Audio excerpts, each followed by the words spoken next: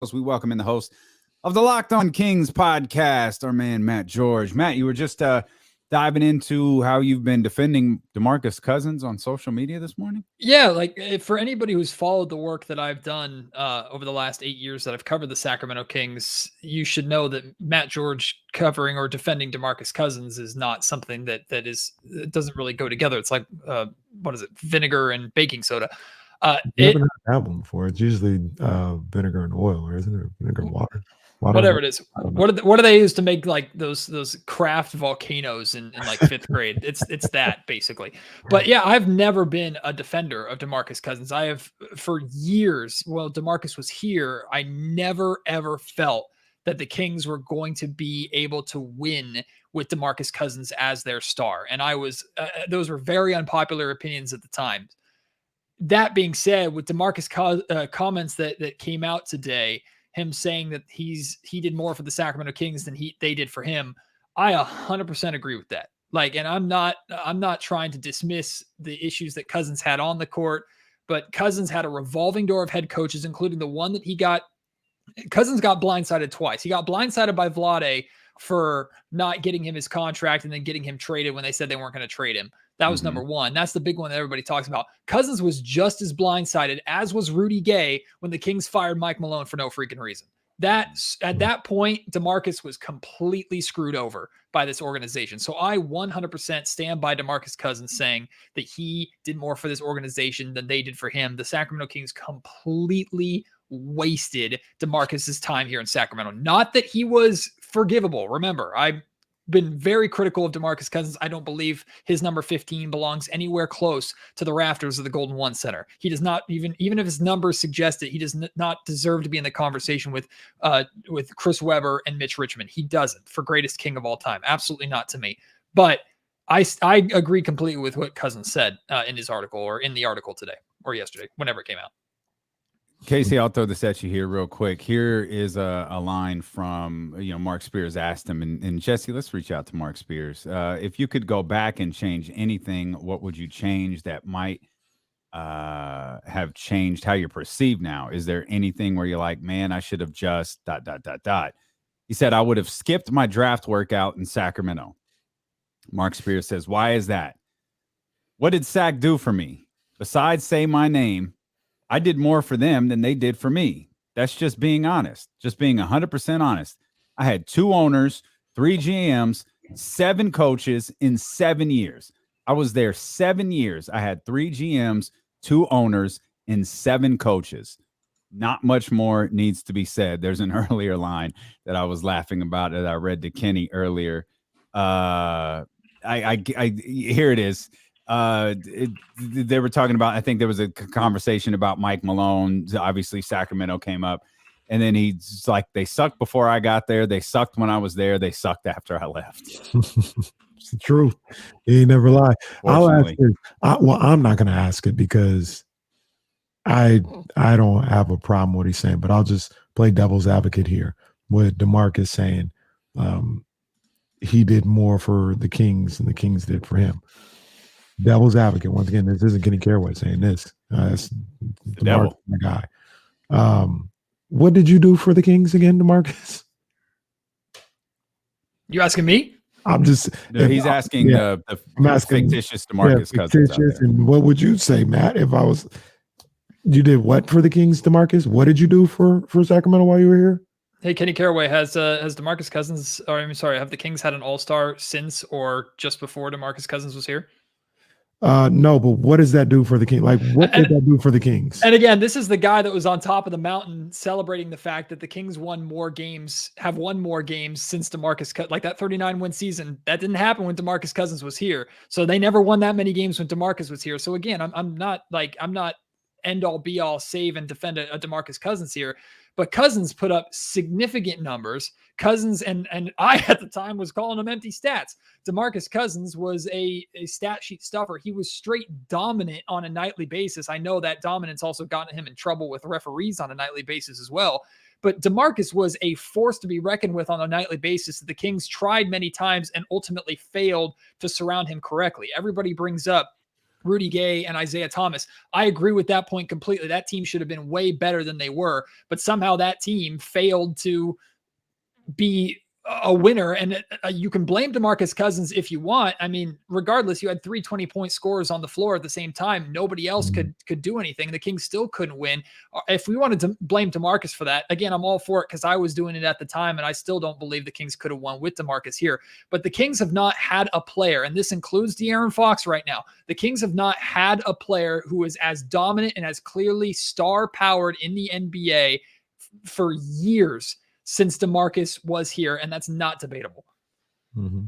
I had kind of stopped, excuse me, after the line about Sacramento and the draft. I didn't see how it ended.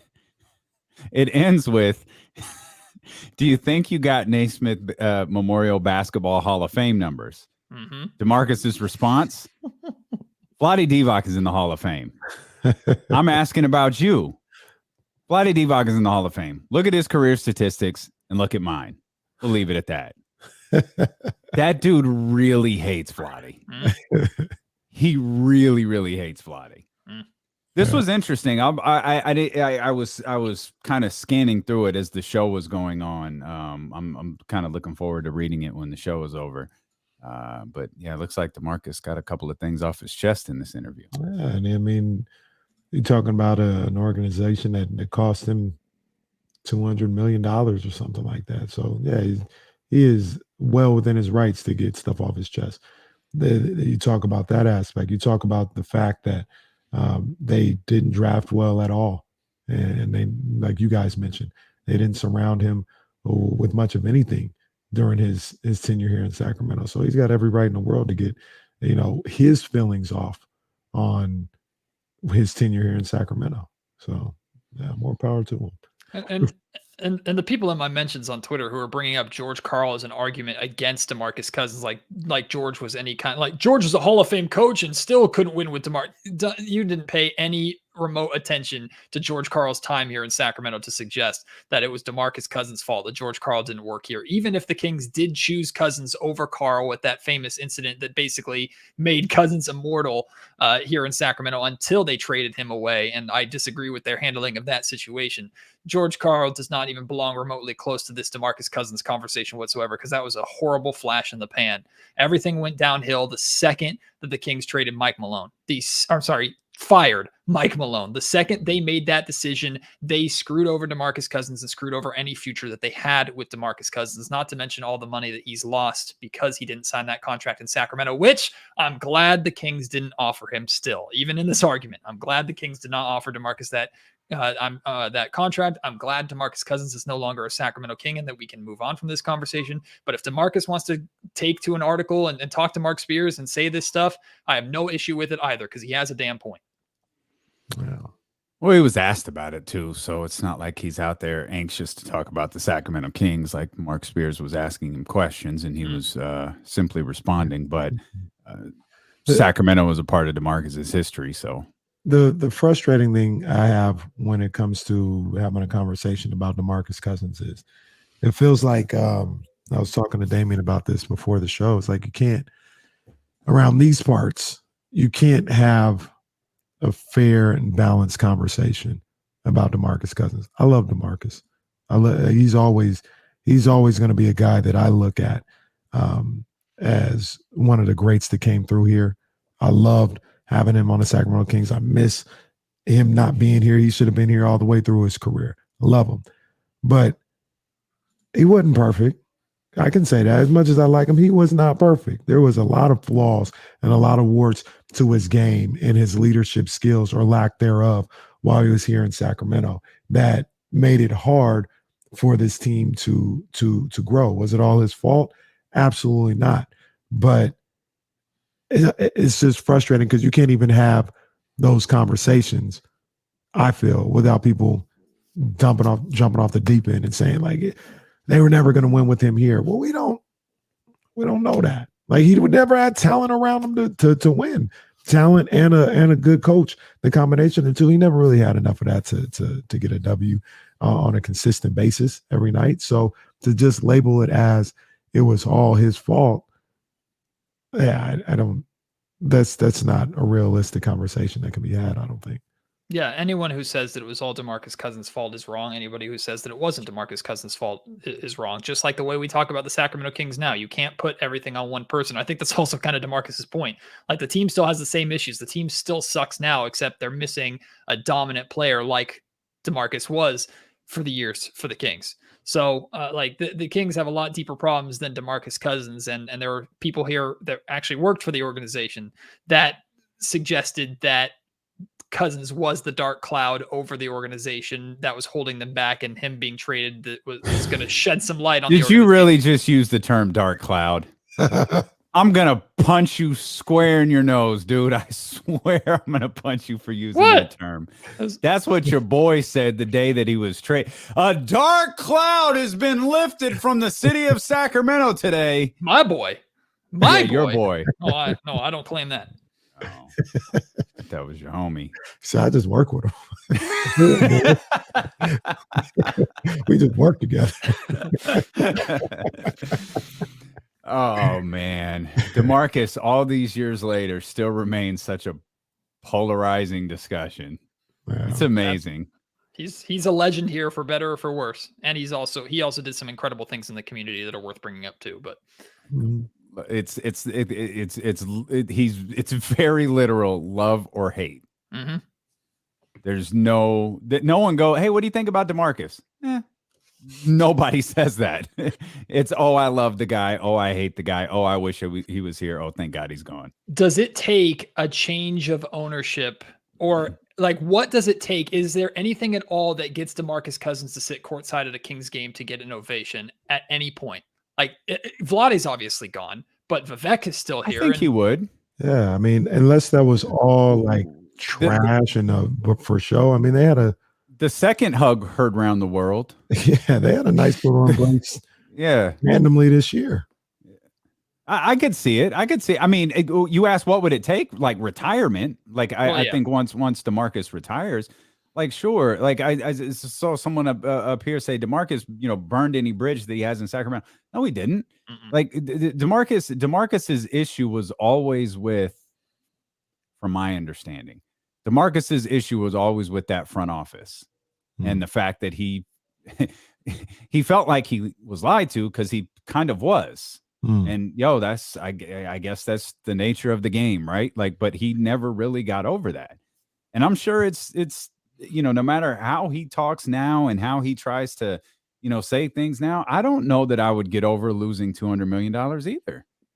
Because that's money he never got back. Right. He's gotten probably a single-digit fraction of that back. Yeah, that's tough to get over, and you can blame him for it. You can blame you could, place the blame wherever you want to. I can understand why he felt the way that he did.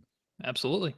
And like in reality, like I wanted to see more of what DeMarcus could have been before. Like, people forget the season that he was having, arguably better than Anthony Davis under Alvin Gentry in New Orleans. Like, he was putting up some insane numbers, and that team was going places. And then, of course, the catastrophic injury that happened to him, and he's never been the same since. But I think people sometimes forget, and even as someone who did not enjoy it maybe as much as I should have while he was here and rolled my eyes at it a lot, DeMarcus, if you go back and just watch highlights of DeMarcus Cousins from 2015 to even before 2014, 2015, 2016, the man was complete dominance. And it was very late in his Kings career that he started hitting threes as well, that we were making a big deal out of. Like, DeMarcus was a nightly dominant force that frustrated the hell out of us, because the Kings still didn't win even with him. And half the time he'd get a technical foul within the first 5 minutes of the game.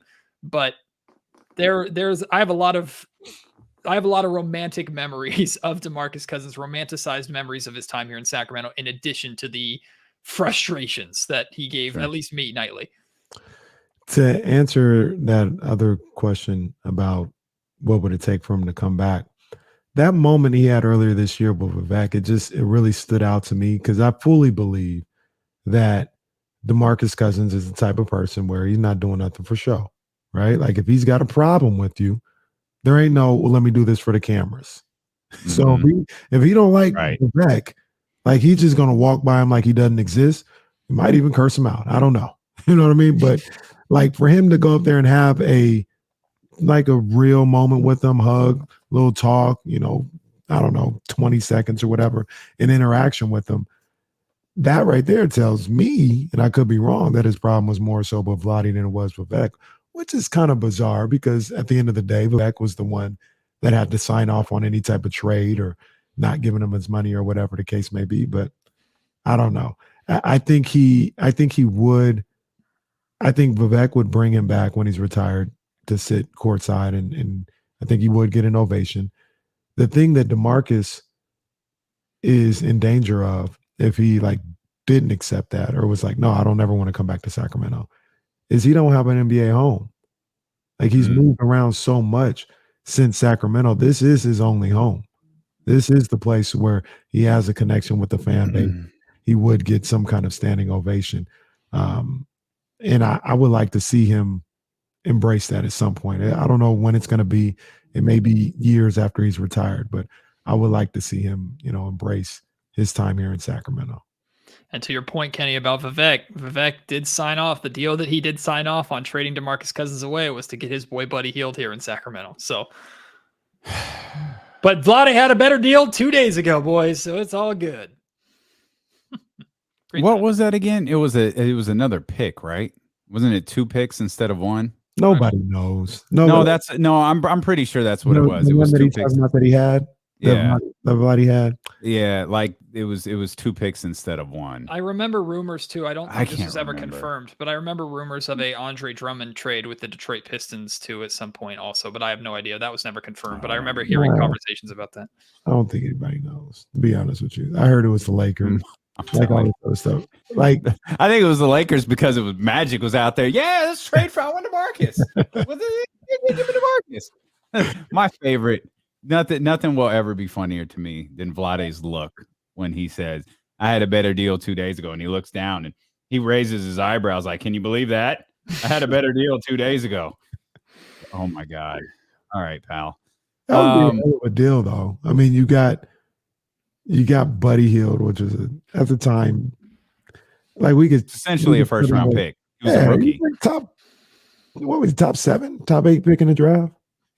Top 5, I thought. Something like that. I thought it was. You got him, and you got an unprotected first round the following year, which you botched. No, you got it that year. You got the number 10 pick that year, and you botched it. Yeah, you got it wrong, but you got it. It's not a crazy haul for DeMarcus Cousins. What a low bar. This is a public service announcement from Kenny Caraway. It doesn't matter how many first-round picks that you have. If you screw them up, it doesn't matter. No, absolutely it does. I'm just talking about the trade. You don't know what happens at the trade. I'm talking about we're at the negotiating table. What you do afterwards, that's on you. But if you were able to get 2 first-round picks, 2 top 10 picks for DeMarcus Cousins, I mean, that's not. I like to see. My whole point was I like to see what the better deal was. I think I'm not trying to be funny. I think it was an extra I think it was 2 first-round picks instead of 1. We'll look it up. I'm almost positive that was the deal. It was 2 first-round picks instead of 1. By Kenny Caraway's logic, Vlade Divac is in the Basketball Hall of Fame because of all the second rounders that he got the Kings over the years. Well, I think the Basketball Hall of Fame has way too many people in it. I agree. There are way too many people's jerseys who are retired and go to one center. But that's for a whole nother thing. Judging by this year's class, they should have just skipped it. But yeah, go ahead. Yeah, no. Not a knock on Manu Ginobili, but shout out to Tim Hardaway too, by the way. Okay. Great player. Yep. That's all I'm saying. Yeah, that's all I'm saying too. I guess that's how we define Hall of Famers now. Are great players. You think DeMarcus Cousins is a Hall of Famer? Absolutely not. Guy? Absolutely not. I don't think so. I don't think so. Why? Yo, there were we had was this with James? I don't even remember if this was on the air. We were talking about Dwight. I think there are people who think Dwight Howard's not a Hall of Famer. And those people are just ridiculous. Dwight Howard could have played 8 years in the NBA, never played again, and he'd be a Hall of Famer simply because of those 8 years. I agree. I agree with you 100%. I don't know what those people are thinking. DeMarcus is tough, though. But when you talk about DeMarcus, that's tough. Once again, they continue. Put Dwight in as a Laker or a Rocket. I'm in. All due respect to these guys. Dwight's in another stratosphere. Dwight is obviously a Hall of Famer. But when you put in the Mitch Richmonds and the Tim Hardaways, like, I don't think it's just DeMarcus. I don't think those two go in this. I don't think those two go in the same conversation.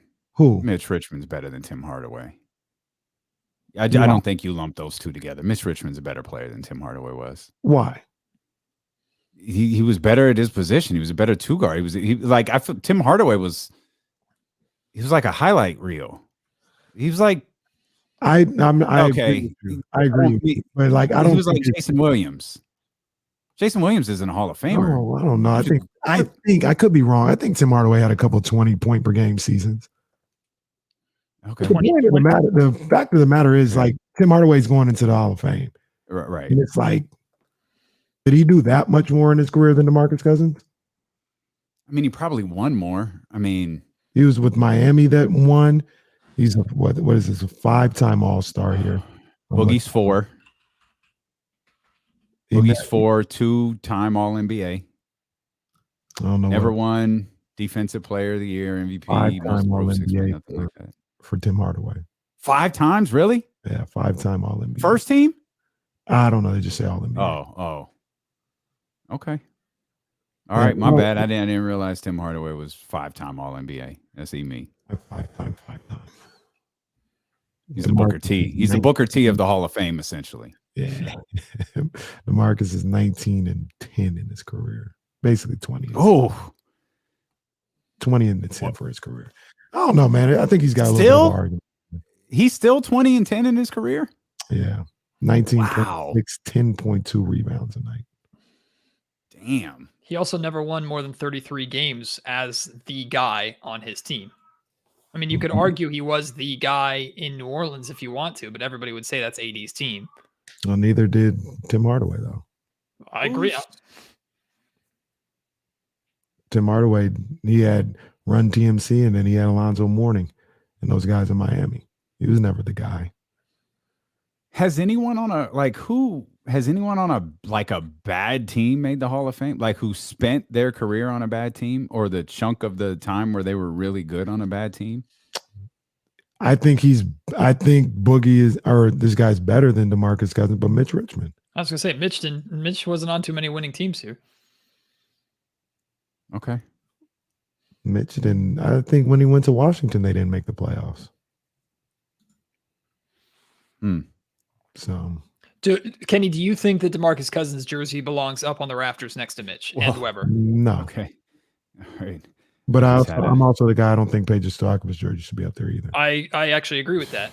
Other than nostalgia purposes, be a ring of honor or a wall where you put guys that aren't necessarily jersey retirement guys, still be acknowledged for the greatness that they had here. Peja was a great Sacramento King. I love Peja, but yeah, he should be on that ring of honor type deal. So how can we have a conversation that a guy's a Hall of Famer when his jersey shouldn't even be retired on the team that was his NBA home? I think that's my overall point.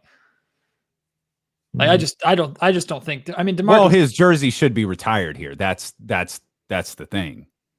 DeMarcus's jersey should be retired here. Why? I don't think so. Or ring, like whatever you ring of honor, whatever you want to do, like that's fine. But if we're basing this on winning, there's no history to this organization. Good point. DeMarcus is one of the. I got like taken aback a little bit because DeMarcus's highlights of his career aren't like terribly far off from what Chris Webber's were. But Chris in Webber terms also, of the All-Star games, All-NBA, stuff like that. Now, I understand Chris was on a significantly better team, but we've got a break. Hang on. Come back. I didn't even get to ask you I wanted to ask you one damn question about the current Kings and didn't even get an opportunity to do it.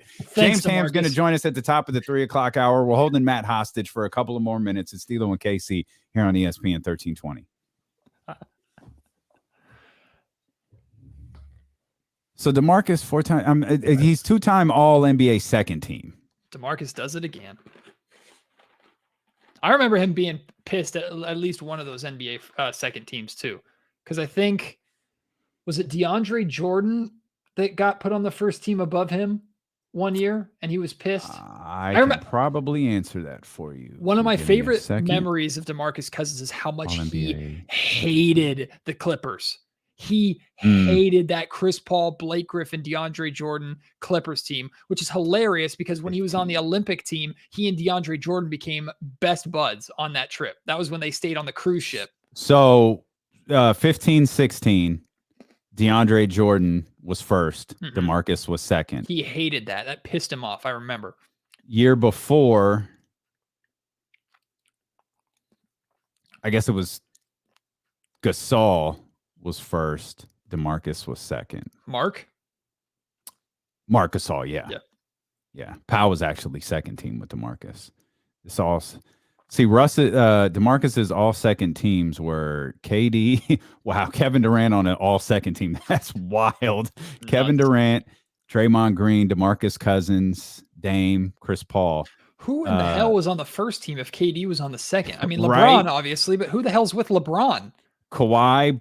Okay. Bron, DeAndre, Steph, and Russ. Put DeAndre at the put LeBron at the center and put KD then at the 4 or something. Jesus Christ. DeAndre Jordan made it first team when Kevin Durant made a second team in NBA history. That's a travesty. And I like DeAndre Jordan. Wild. He was fun. But do you remember that, D-Lo? Do you remember how like he hated that Clippers team? And I remember thinking when he and DeAndre Jordan were on Team USA that went and played in the Olympics, I remember thinking, I didn't think they were going to have any issue with each other necessarily, but I was like, that's going to be kind of a fun dynamic. Maybe they'll have some good battles. And they became best buds on that trip. Like, I just remember video after video coming out of DeAndre and DeMarcus just clowning each other and having the greatest time. I was like, I did not see that coming. Someone in the chat said it right. Boogie did not like CP3. Oh, he didn't. He did not like CP3. He didn't. Remember him pulling Isaiah Thomas away from? Oh, that's still so funny. That is still so funny. He's like, nope, I'm petty. You're gonna be petty too. I'm all for it. I'm all for pettiness. I'm all for petty. That was like, I think one of the first years that I ever got into a Kings locker room, and one of my first sound bites was DeMarcus after a Clippers game saying, "I hate them. I hate that team." I remember that. I was in Arco or Sleep Train or whatever the hell. Fond memories. DeMarcus gave us some wonderful moments in the locker room. Oh, he sure did. He also gave us some excellent quotes too, like not just the ones where everyone's going to think of the hothead moments that he had, but DeMarcus, people forget how funny DeMarcus was. DeMarcus was a really funny guy. And when you got DeMarcus in a good mood, when he wasn't in one of his, like, DeMarcus was funny. He was super charismatic. He was really nice, really kind.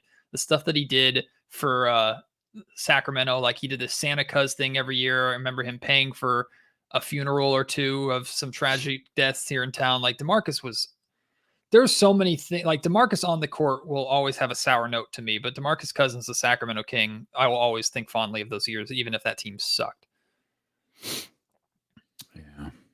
So he put his jersey up in the Raptors. Nah, I'm good. I only need to see 2 jerseys and some Monarch jerseys up there. That's all I need. Oh, yeah. Like Tisha and Yolanda need to be up there. 100%. 100%.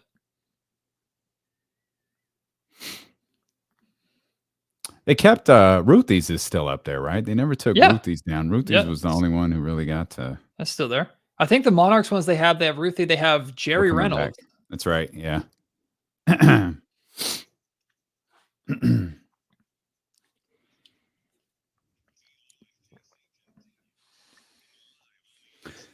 All these years later, DeMarcus Cousins still dominating the conversation. And like, I literally had one question I wanted to ask Matt George about this current crop of Kings. You know, still you got to keep the Locked On Kings podcast popping. And we just got into a sidetracked conversation about DeMarcus Cousins and this interview he did with Mark Stein. So Matt, kind enough to hang out with us a few more minutes because didn't really give him a chance to leave. So that's good. I want to bring you into a conversation Kenny and I were having a couple of minutes ago, like today, but we've had it in weeks past, and it's about Harrison Barnes. And Harrison Barnes is always a subject of conversation around the trade deadline for a variety of reasons. One, because he's a solid player. He's a solid guy. He's a player who can help in a variety of different ways for potentially contending teams or playoff teams. This year, I think, is really unique. I feel like this offseason, not the trade deadline, Matt, but this offseason right now, Harrison Barnes' value is going to be at an all-time high because you're going to have those same crop of teams who would have an interest in acquiring him for an entire season, with the caveat that if it doesn't work out, it's all good because we're win-win with this $18 million coming. I think it's $18 million coming off the book at the end of the season. Yep. I actually, honestly, I hadn't thought about that. And that's interesting because I've always looked at Harrison Barnes's trade value as high. But what I gauge is how high is high. Like that's kind of the thing that I've been talking the most about over the last couple of years with Harrison Barnes is realistically what can the Kings get for HB. And I think I focus too much, even though I think it's right to focus on his position, or more, I guess more specifically, wings. Like Sacramento notoriously struggles to fill that wing position. What you get with Harrison Barnes, at least here in Sacramento, is you get a body who is reliable on a nightly basis. Even if he does have streaky games, he has moments where he disappears. And I'll stand by what I said on Locked On Kings earlier. If Harrison Barnes is your third scoring option next season, you're probably a bad basketball team. I still stand by that. But I don't know how the Kings trade Harrison Barnes this offseason, D'Lo. I don't know how they trade him and upgrade his position. Like, I just don't know if that deal is out there. At best, you have to break even. And unless you're breaking even with a younger player at his position, I don't know what that deal is. So I'm not going to be surprised at all to see HB's name brought up in a ton of conversations. I think attaching maybe this year's pick, let's say this year's pick is 7. I think Harrison Barnes in 7 could get you a mighty nice haul that probably fixes your 2 or 4 guard spot.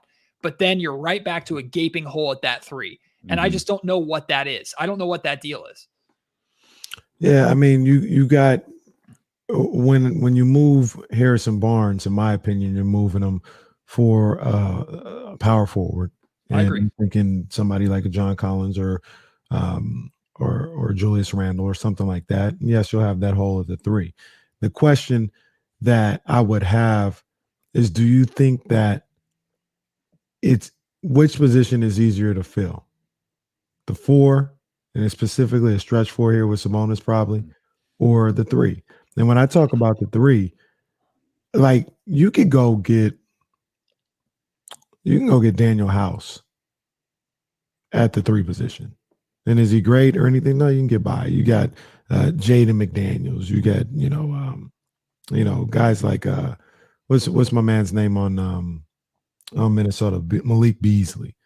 Malik Beasley is a good ball player, but you get what I'm saying? Like, you can get guys that aren't max guys like Julius Randle and John Collins at the 3 position and be fine. Like, you can be fine. Covington, you'll get a guy like Covington. Fine. In my opinion.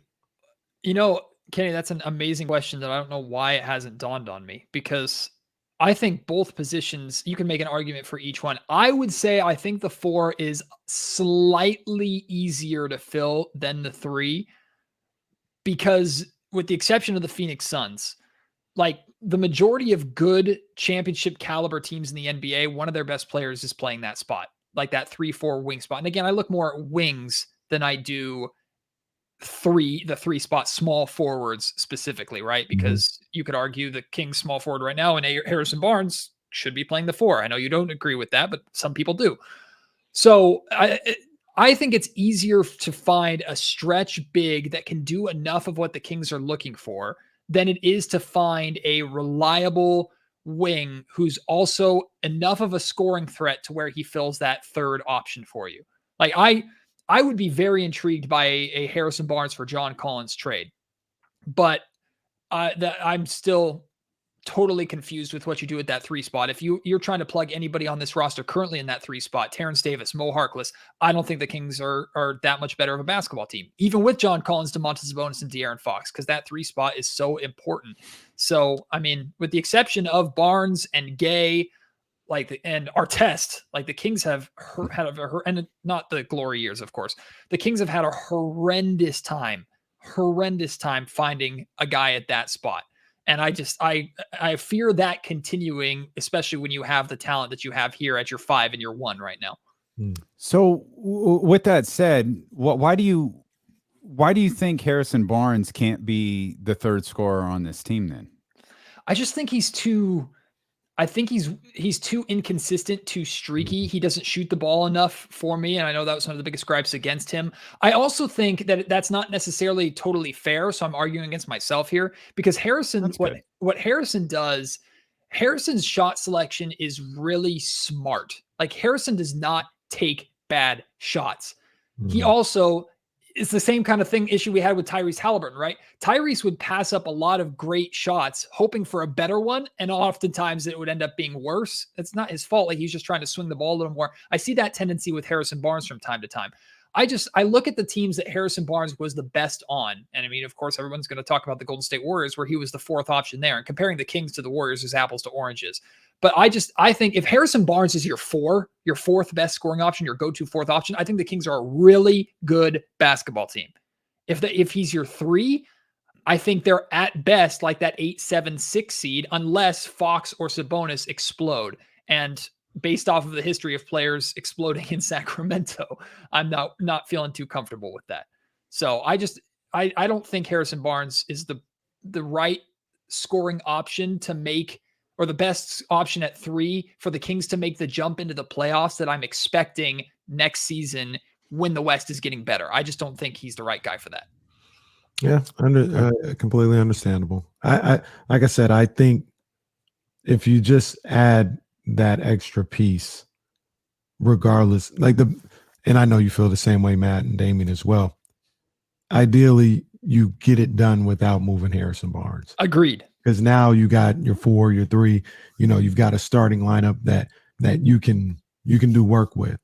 But if you trade Harrison Barnes, I just feel like you can find a stopgap type wing guy all over the place as opposed to a 4. Like where are you getting a 4 from that can stretch the floor? Where are you finding somebody in the trade or free agent market that can replace Trey Lyles?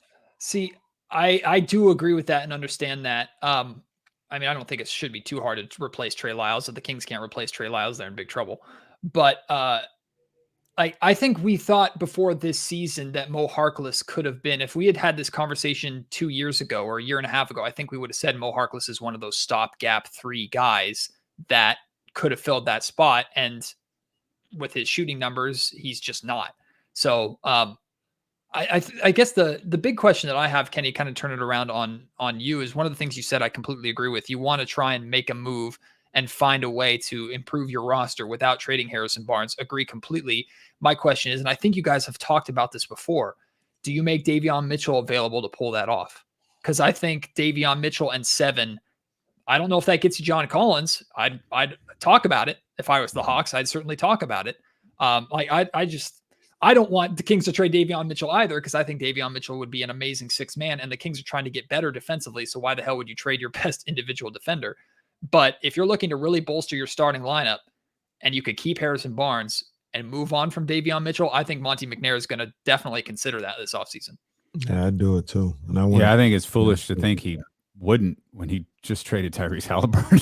You know what I mean? Like it's foolish to think anyone on this roster can't be moved. This was fun, man. Thanks for hanging out a little bit extra, a little bit longer, so we could talk some more. Make sure you check out the Locked On Kings podcast all through this offseason with our Matt George. And of course, he continues to join us. And by the way, man, we appreciate all you've done here for the show all Kings season, and now headed into the offseason, jumping on and hanging out with us and continuing the never-ending trend of allowing me to yell at you to make myself feel better. So you didn't yell at me this week, so that's a win for me. I didn't. I look forward to this every week, guys, and I always can't wait to join and be a part of the great stuff that you're doing here. So thank you for having me. And next season we'll talk about winning basketball, right? Yeah, no doubt. Well, you ain't going nowhere. We got a whole off season to cover. He did talk about punching you. He did say he was going to punch you in the face. That's true. He did. But I mean, is that negative? But that's just like no. Matt knows I wouldn't actually punch him. I think Matt is generally more concerned when I yell at him than when I threaten to punch him. That's fair. Because he knows I would never hit him. He just wonder why I just randomly. I have called Matt to yell at him before. It's true. Like I'd call and just scream at him, and then would feel better at the end. I think I've called you to be screamed at. That's happened before too. That in fact has happened before too. But we might make a decent amount of money, or at least have a high amount of views if we were to do a YouTube video of you just doing different WWE finishers on me. Oh my! Well, we're gonna build next to Kenny's basketball court. We're gonna build a wrestling arena. Yes, at the Caraway compound, and we'll get working out there. I would sell the hell out of a stunner if you delivered it. I would. I believe it. I believe it. Austin Theory style, baby. Austin Theory style. Thanks, Matt. Thanks, Appreciate you guys.